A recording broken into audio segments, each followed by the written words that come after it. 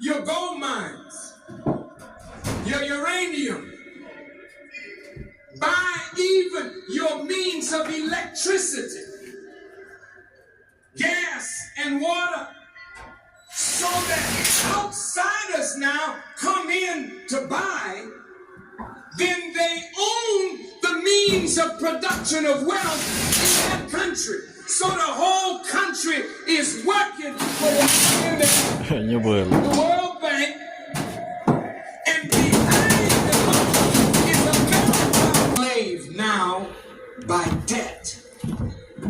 You see new roads being built, but the price of the new road is that they've given up the gold.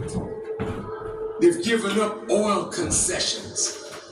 In Mexico, when America bailed out Mexico, they tied the bailout to Pemex, which is the oil producer in Mexico. But the Mexicans were smart. They paid the loan off, but still in debt. You know why Nigeria is a rogue state? Do you know why Libya is a rogue state? Do you know why China?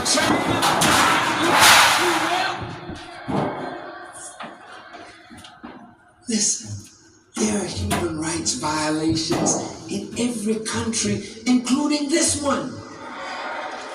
That's not the reason that Nigeria is a rogue state. When have white people cared about black people killing each other?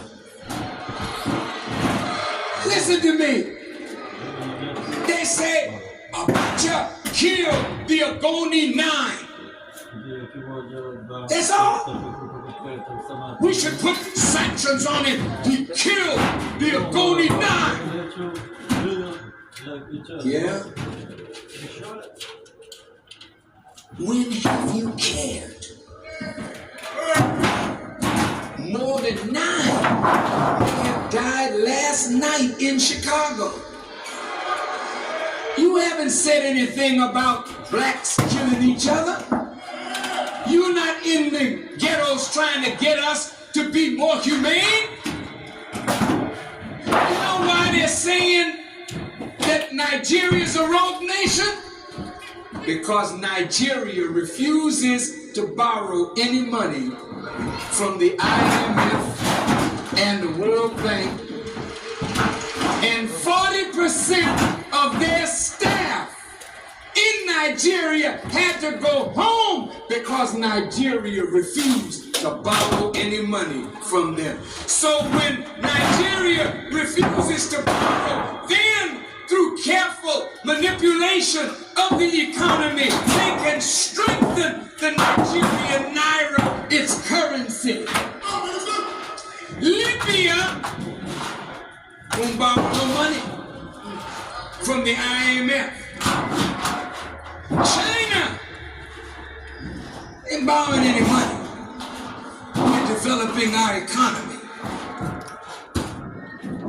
The IMF is the new slave maker, the World Bank.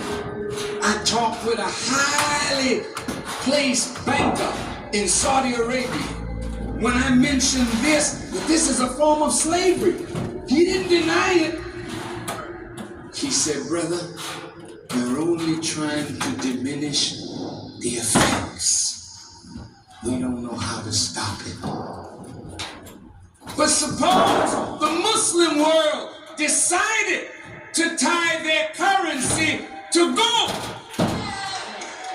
so that they would not be the victim of a floating currency that can go up and down at somebody's whim. But if they tied it to gold as a stable anchor for currency, then they could break probably the back of these world serpents.